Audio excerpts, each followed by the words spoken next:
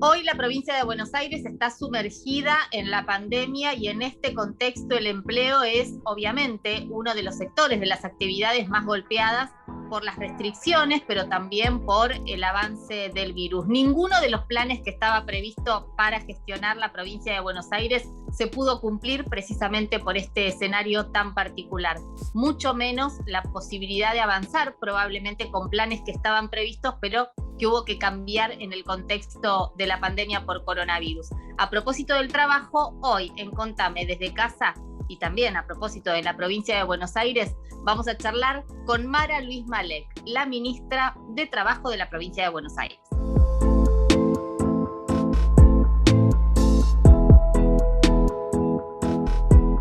Bueno, Mara, bienvenida al canal de la Universidad de La Plata. ¿Cómo estás? Bien, mucho gusto, muy contenta de estar acá en este canal universitario. Mara, una pregunta amplísima. Nada de lo que tenían previsto se pudo cumplir. Digo, el contexto de la pandemia alteró todo, digo, en una provincia que venía de 4 años muy difíciles. Digo, ¿qué es lo que se encontraron y qué es lo que se pudo hacer en este contexto tan particular? Mira, yo no diría que nada y hasta te diría que hay algo que la pandemia un poquito permitió poner más énfasis o mostrar mejor, pero que era una definición, digamos, de la coalición que gana las elecciones tanto en la provincia como en la nación, que es volver a poner al Estado como protagonista, digamos, del futuro, del destino de los y las argentinas, y en nuestro caso de los y las bonaerenses. A nosotros creo que la pandemia mostró la diferencia entre tener un Estado presente y un Estado que entiende que no debe intervenir en el mercado o en la vida en general de los ciudadanos y ciudadanas. Y digamos, la pandemia un poco terminó reforzando, marcando más ese rol que la coalición gobernante entiende que tiene que tener en el Estado. En ese sentido, nosotros, por ejemplo, digamos, uno de los principales objetivos del Ministerio de Trabajo era volver a ser la casa de los y las trabajadoras. El Ministerio de Trabajo es un ministerio que en su propia concepción es un ministerio que está creado para defender los derechos laborales, entendiendo que hay una relación entre dos intereses que muchas veces tienen puntos de contacto, pero que en algunas instancias son contrapuestos, y de esos dos lados hay una parte que tiene, digamos, mayor debilidad intrínseca, porque, digamos, se queda sin laburo, no tiene un sustento no tiene una riqueza acumulada, no puede seguir. Entonces, entre muchas otras cosas, la organización de los trabajadores les genera tener una mayor fuerza, y el acompañamiento del Estado en su defensa de sus derechos, bueno, permite equilibrar un poco esta balanza para que las mayorías populares se apropien de los beneficios de lo que producen. Entonces, la estructura del ministerio, digamos, la idea de tener un ministerio de trabajo es esta. Bueno, eso había quedado abandonado. El Ministerio de Trabajo estaba vaciado, tenía mucho menos personal que en 2015, no tenía organización, no tenía jerarquía, no tenía intervención en el territorio, y cuando tenía intervención en el territorio decía sentarse de manera equidistante entre las dos partes, que como te decía no es la característica de un Ministerio de Trabajo, pero además no era así, digamos, se sentaba del lado de los más poderosos. Entonces, uno de los primeros objetivos era marcar un cambio y decir, bueno, no, acá hay un ministerio que va a defender a los más vulnerables en coordinación con la propia organización de los trabajadores y trabajadoras, porque bueno, si los propios trabajadores y trabajadoras no están convencidos, y si es un trabajo ideológico muy fuerte para convencerlos de que no era así, de que merecen lo mejor, poco va a poder hacer también el Estado, y eso también es cierto, es necesaria, digamos, una alianza, el Estado tampoco puede todo.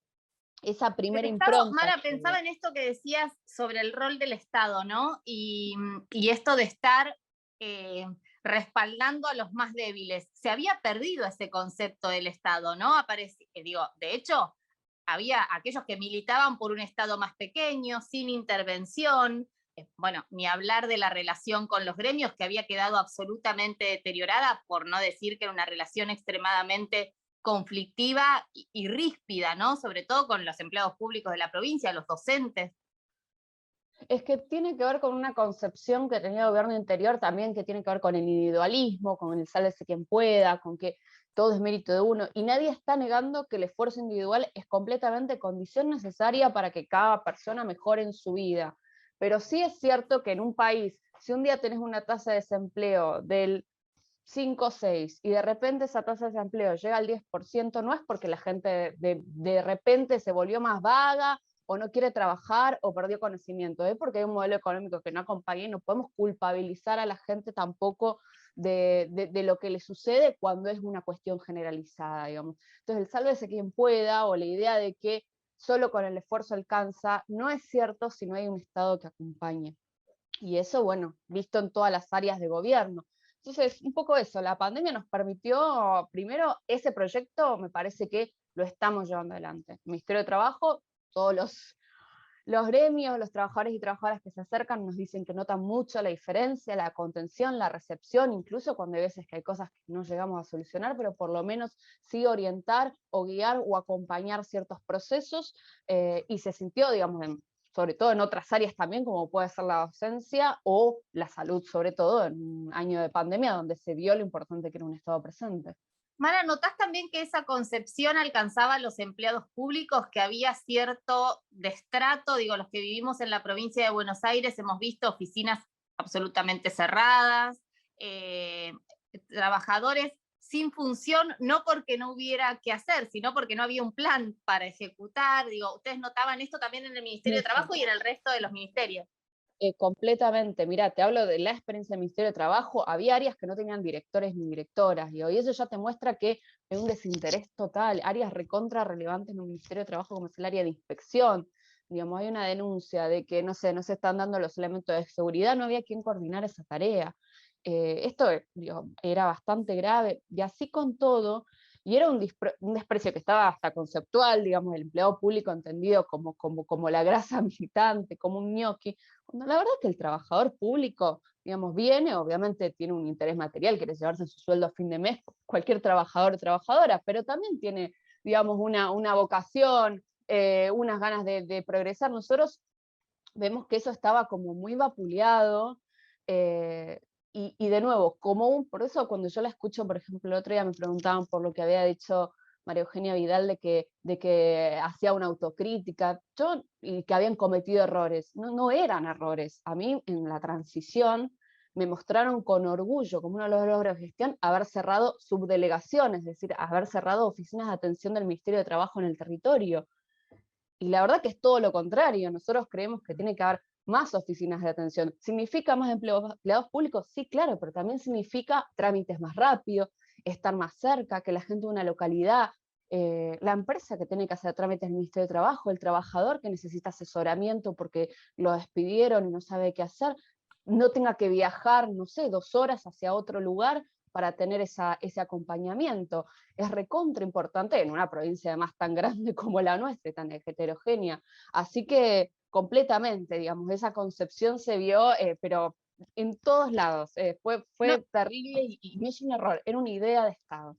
a propósito, bueno, la nombraste a María Eugenia Vidal, te voy a preguntar por algo que a mí me quedó marcado y que creo que fue algo que se fue perdiendo y me parece que hay que reforzarlo. En algún momento había una medida de fuerza de los docentes y Vidal convocó a voluntarios para que fueran a cubrir. Digo, ¿qué visión tenés sobre eso? A mí en ese momento, y esto ya es mi opinión, digo, me pareció, digo, es como si yo soy periodista y mañana hago una huelga reclamando por condiciones laborales, por lo que sea, y viene otra persona, digo, situaciones que fueron graves y que pasaron. Es que, digo, los que ahora se pronuncian como defensores de la educación pública tienen este concepto, que la educación no necesita docentes formados, que la educación no necesita buenos salarios, que la educación no necesita inversión en infraestructura. Estaba naturalizado en la provincia que las cosas no funcionen, que no haya gas en un colegio, hasta que tuvimos una desgracia como la que tuvimos, que no es una desgracia casual, tiene que ver con una desinversión y una desatención. Entonces, la verdad que una concepción de la educación, te diría, peligrosa para nuestro futuro. Y además, una manera también de desviar una incapacidad para el diálogo, porque la verdad que si tenés docentes que te están reclamando, por, porque la verdad es que las paritarias se terminaron cerrando en 2019 con una cláusula gatilla que lo único que hacía era garantizar que el salario no pierda. Es decir, si tus docentes te están reclamando poder comprar lo mismo, ni siquiera ganar más, poder comprar lo mismo que compran hoy cuando termine la paritaria, digo, la solución no es muy difícil. La solución es sentarse y buscar los recursos. Después, si no los hay, se conversará, y nosotros hemos tenido conversaciones con los docentes, y no siempre el gobierno provincial está de acuerdo con los docentes, pero se trabaja sobre el diálogo, sobre las posibilidades reales, se proyectan otras cuestiones de mejora que puedan hacer también a la calidad de la vida del docente, para ir compensando cuando no hay recursos, y se va avanzando en esos diálogos.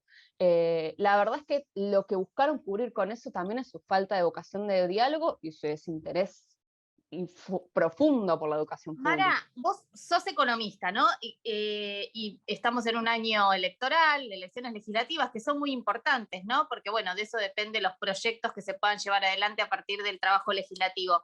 ¿Crees que se evitan debatir la verdadera grieta que es entre un plan que busca precisamente esto que vos decías, inyectar recursos en el asalariado para que eso motorice la economía y esa rueda virtuosa finalmente sean más ingresos y más actividad productiva, frente a esto que vos decías, cerrar una subdelegación del Ministerio de Trabajo porque es un ajuste o un ahorro de tantos millones de pesos?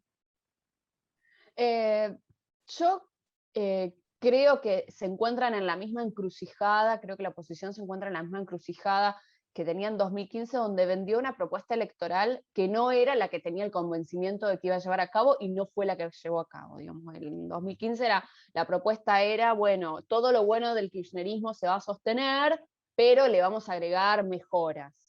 Y eso, El digo, yo que a mí me AUH. tocó, exacto, a mí que me tocó militar la campaña, era muy notable, digamos, había como cierta certeza de que cosas que había hecho la gestión de Néstor y Cristina eran imposibles de borrar, y sin embargo se modificó la movilidad jubilatoria, se aumentaron las tarifas, que había un cierto consenso para aumento, pero de manera sideral y impactando mucho sobre todo en las pequeñas empresas, pequeñas y medianas empresas, que eso a su vez trajo otra vuelta de precios. Hablaban de que se iban a levantar las restricciones en el mercado de cambios, pero que el dólar no se iba a ir si hacían las cosas bien, y se fue a 13, 14 pesos al principio. Terminamos en lo que terminamos después con los niveles de endeudamiento récord. Entonces, yo creo que hoy están intentando un poco ir por la misma estrategia, digamos, no debatir, por lo menos un sector de la oposición, no debatir cuál es su propio proyecto o modelo, eh, pero con la diferencia de que la ciudadanía ya vivió su modelo, entonces lo conoce. Y hay otro sector de la oposición, digamos, que tampoco la oposición hoy tiene un discurso uniforme, que intenta decir que lo que viene a hacer es distinto de lo que hizo, pero con el mismo discurso, algo un poco extraño, ¿no? La escuchamos a algunas líderes de la oposición hablando como si no hubiesen gobernado, haciendo propuestas como si no hubiesen gobernado. Y la verdad que yo creo que en ese sentido la ciudadanía va a ser sabia y tiene memoria. Pero bueno, del otro lado tenemos que estamos viviendo una pandemia y obviamente es muy difícil, con todo lo difícil que está haciendo, no solo en Argentina, en la provincia, sino a nivel mundial, influir sobre el humor de la gente, que obviamente por un lado está cansada y por otro lado está con miedo, tanto en términos de salud como económicos. Así que bueno, la verdad que como oficialismo tenemos una difícil, pero bueno, confío en que como estamos gestionando con mucho pulmón y mucho esfuerzo, eso se va a terminar notando. Mara, ¿cómo ves a los gremios? Digo, porque me vino a la cabeza, hace pocos días dijo Patricia Bullrich que uno de los problemas eran los sindicatos. Digo, ¿la relación con los gremios es buena, productiva? Es muy productiva. Mira, yo creo lo contrario. En general, cuando tenemos, y aprovecho para decir esto, en general, en el Ministerio de Trabajo nosotros articulamos, intentamos mediar en los conflictos, y tenemos muchísimos conflictos. Tenemos 1000 audiencias por semana, para que te des una idea, en toda la provincia. Es una locura. La mayoría de ellos se resuelven perfectamente mediante el diálogo, porque en última instancia ningún sindicato quiere que su empresa quiebre, porque pierde, digamos, lo que defiende, no solamente sus afiliados, porque muchas veces no todos los trabajadores están afiliados al sindicato, pero lo que defiende, digo, su razón de ser. Y muchas veces las empresas tienen un poquito más para dar, y cuando no hay, eventualmente se llega a un acuerdo Claro. bueno en ese sentido. Digamos, los sindicatos de hecho tienen más paciencia a veces que el Ministerio de Trabajo, que es herramienta de fiscalización y que hay cosas que no pueden dejar pasar y negocian en privado y luego nos traen sus acuerdos y bueno, listo, perfecto, se solucionó. Entonces, la verdad que la mayoría de los conflictos, tener alguien con quien dialogar, digamos, a los trabajadores organizados, con un representante o una representante con quien dialogar, facilita que se llegue a soluciones que sean viables para las empresas. Eso es la normalidad, el 98% de los conflictos. Hay algunos que escalan, y generalmente cuando escalan, como los casos donde ha intervenido mediáticamente Patricia Bullrich, lo que inicia el conflicto es un incumplimiento por parte de las empresas. Incumplimientos que a veces son graves, pagar por debajo de lo que se debe, o no tener registrados trabajadores. Y ahí, digamos, yo veo a veces a algunos empresarios diciendo, no, los sindicatos no cumplen la ley, me extorsionan, pero usted no cumple la ley. Me dan ganas de decir, y en audiencia nosotros lo decimos, porque además somos la autoridad que vigila esas leyes. Entonces, la verdad que yo no creo que los sindicatos sean un problema, creo que son un facilitador de soluciones y a su vez son un facilitador para que esas soluciones sean en beneficio de un conjunto mayor, porque sí, claro, sería muy fácil que el empresario decía absolutamente todo, pero de nuevo, el empresario, si no hubiese sindicatos, estaría en una situación de mucho poder sobre sus trabajadores. Y básicamente haría lo que cualquier persona haría, digamos, intentar apropiarse de todo lo posible de la ganancia, pero eso que para el empresario individual puede ser bueno, a nivel colectivo de país no es bueno, digamos, nosotros como hasta para el propio empresario nos conviene tener una clase media que tenga poder adquisitivo, que tenga cierta seguridad, que tenga cobertura si le sucede algo ante la enfermedad o el accidente, que tenga la posibilidad de irse de vacaciones, digo, un montón de cosas que son derechos laborales, pero que también hacen a cómo se mueve nuestra economía, que son importantes independientemente de eso, porque buscamos el bienestar general, pero que además son importantes para que la economía funcione.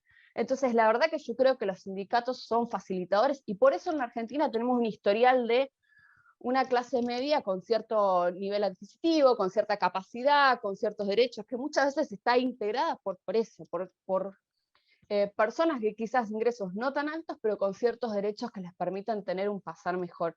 Eso es como la columna vertebral de nuestra sociedad, un poco lo que nos diferencia de otros países de similares ingresos, pero con mucha mayor desigualdad, o con quizás el mismo ingreso per cápita, pero con menor bienestar.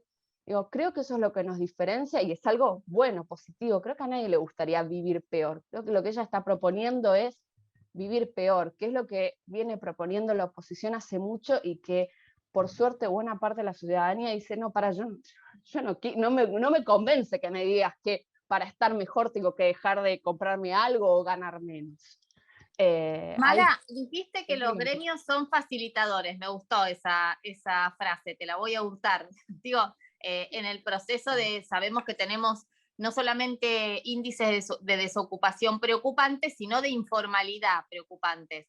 Si los sindicatos son facilitadores, a grandes rasgos, hay excepciones como en todo, los empresarios, ¿cómo los definirías? Bueno, mirá, de nuevo, en la mayoría de los diálogos que nosotros tenemos, los conflictos se solucionan. Hay contraposición de intereses, pero también muchos empresarios han decidido, digamos, jugar en el juego de la legalidad y generalmente tienen buena predisposición para el diálogo. De nuevo, muchas veces los conflictos el Ministerio de Trabajo convoca y luego se terminan resolviendo de manera privada entre ellos y nosotros hacemos un puente, y a veces ni siquiera es necesario que pongamos, digamos, firme, acá están las leyes, sino que sencillamente proponer un diálogo. Entonces, la verdad es que con la mayoría de los empresarios también nos llevamos bien y muchos quieren, digamos, obviamente, de nuevo, con un interés propio de poder llevarse lo mayor posible, pero también, digamos, entran en este diálogo y aceptan hacer este reparto. Nos pasa, sí, que muchos y algunas pequeñas empresas a veces desconocen la normativa laboral, desconocen cómo llevar adelante este juego del diálogo, inician acciones muy agresivas porque se sienten como atacados y quizás no entienden los tiempos. Me parece que es importante trabajar con las cámaras empresariales justamente para que no se plieguen a este discurso que está intentando tener la oposición de son mafias, hay que denunciarlos, hay qué sé yo, sino que se plieguen más a un discurso de entender que hay ciertas normas que hay que cumplir y que dentro de esas normas que hay que cumplir hay un diálogo posible con los gremios. Son pocos, pero notamos que algunas empresas están a veces mal asesoradas o no llevan bien ese diálogo y estaría bueno, creo que es muy poco constructivo en ese sentido lo que a veces hace la oposición de, digamos, de bombardear a estas empresas para que elijan un camino que al final del día no les conviene, porque si están incumpliendo, alguien les va, el Ministerio de Trabajo o la justicia les va a hacer cumplir. Entonces, mucho mejor es sentarse, ver qué se puede corregir, cuánto, en qué tiempo, e ir haciéndolo. Y también nosotros con el tema de la informalidad y eso, a veces son las propias cámaras y los propios empresarios los que nos piden más dureza, porque la verdad que así como yo te decía que muchas veces los conflictos grandes empiezan porque una empresa incumple alguna normativa laboral, también es cierto que hay muchísimas, y sobre todo pymes, que a mí me ha sorprendido en el último año de recorrer, que cumplen todo a rajatabla con muchísimo esfuerzo, que cumplen los aportes a la obra social, los aportes previsionales, que hacen todos los impuestos, que lo último que van a dejar de pagar son los aportes, contribuciones y los salarios, que si tienen que sacar un crédito para pagar al día lo hacen. Entonces, también hay una cuestión de que la competencia tiene que ser legítima. Yo digo, si yo habilito una empresa informal, también no solamente estoy jodiendo a los laburantes, también estoy jodiendo a la empresa que cumple todo, que tiene una competencia desleal. Entonces, también es una cuestión por y para las empresas. Mara, ¿qué pasa con las restricciones? Viste que durante todo el año pasado estuvo mucho ese debate de salud, economía. Bueno, obviamente las restricciones producen un efecto en la economía, cae el consumo, cae la actividad, hay actividades que están restringidas. Hay una diferencia claramente, el gobierno nacional, la ciudad de Buenos Aires y la provincia de Buenos Aires. De hecho, Axel Kicillof anunció en las últimas restricciones que iban a tomar medidas para las pequeñas y medianas empresas. Digo, ¿cómo están trabajando para que no se caiga todo? Porque, digo, en el fondo, si se caen las empresas, es lo que vos decías, este círculo virtuoso también se frena. Por supuesto. Y la verdad es que, a ver, lo que nosotros hemos visto el año pasado y también este año con la segunda ola en todo el mundo, es que si los contagios suben, inevitablemente la economía se resiente, digamos. Y hasta te digo que lo vemos en las cadenas de valor. Fábricas que están disminuidas en su capacidad de producción porque tienen una cantidad de contagios fuertes y que además no son por la fábrica en sí, que en general son lugares que están muy Se están protocolizados. respetando los protocolos, Sí, digo, porque no sí, hemos sí. visto brotes Pero pero en hay planta. tantos contagios que eventualmente te afecta porque tenés uno por acá, uno por allá, qué sé yo. Entonces, eventualmente, y la verdad es que lo dijo el presidente, pero con el tema, por ejemplo, de la presencialidad de las escuelas, no hay país que con esta cantidad de contagios por habitante las tenga abiertas. Entonces, digo, la verdad que estamos en números altos y en todo el mundo se han dado parates fuertes cuando esos números llegan a estos niveles. Obvio, la política de la provincia es decir, hay que cuidar la salud, pero se entiende perfecto que esta pandemia tiene consecuencias en la actividad económica. El año pasado la combinación de medidas funcionó bastante bien, digamos, por un lado, preservar las relaciones laborales registradas, porque son las que nosotros tenemos, digamos, en radar y justamente registradas, con el ATP y la prohibición de despidos, digo, esa combinación funcionó bastante bien. Por otro lado, aquellos que no podemos llegar vía laboral, porque justamente sus puestos no están registrados o tienen una imposibilidad de ejercer su actividad, a hacerles un aporte como fue el IFE para los no registrados, para los monotributistas de las menores categorías. Y ahora estamos un poco repitiendo eso, digamos, a menor escala, porque por lo menos hasta ahora las restricciones no son tan duras como fueron al principio de la cuarentena, digo, algo que nos ha permitido que nos permitió en su momento aumentar la capacidad sanitaria y eso nos permitió llegar a este nivel de contagios sin las mismas restricciones, aunque veremos, porque la verdad es que los números siguen siendo preocupantes, pero bueno, digamos, con ese escenario distinto, pero sin embargo con una especie de combinación muy parecida, digo, el refuerzo de la UH a nivel nacional, que nos permite llegar sobre todo a los informales y también a las primeras categorías de los monotributistas, refuerzos para algunos programas por ejemplo, para cooperativas, por un lado, luego el Repro 2 a nivel nacional y después a nivel provincia tenemos desde las moratorias de ARBA y algunas exenciones impositivas, sigue el VAPRO dando créditos a tasas bastante accesibles, sobre todo a las pequeñas y medianas empresas. Desde el Ministerio de Trabajo tenemos un programa complementario para aquellos que no acceden al REPRO que se llama Preservar Trabajo, que también ayuda a pagar los salarios. Bueno, digamos, una combinación un poco de menor escala, por lo que te decía antes, pero es muy similar a la del año pasado, que esperamos que nos permita, digamos, por lo menos eso, que no se destruyan las empresas y las relaciones de trabajo. Mara, ¿cómo imaginás la post-pandemia? ¿Imaginás un repunte económico y cierto derrame? No, derrame es horrible decir derrame porque precisamente no debería ser derrame, pero digo, algún bienestar en el sentido de una mejora económica que se traslade, sobre todo sabemos los sectores más postergados de la provincia de Buenos Aires, el conurbano bonaerense, bueno, los sectores industriales. Bueno, mira, en lo que es industria y construcción ya estamos viendo un repunte, digamos, y hasta ahora han seguido funcionando con bastante autonomía de las medidas, porque de nuevo son lugares protocolizados donde han funcionado bien los protocolos, los contagios los tenemos más afuera, y la verdad que viene bien. De hecho, el empleo industrial en la provincia está por encima de lo que fuera antes de la pandemia, digamos. Entonces, eso la verdad que esperamos que siga.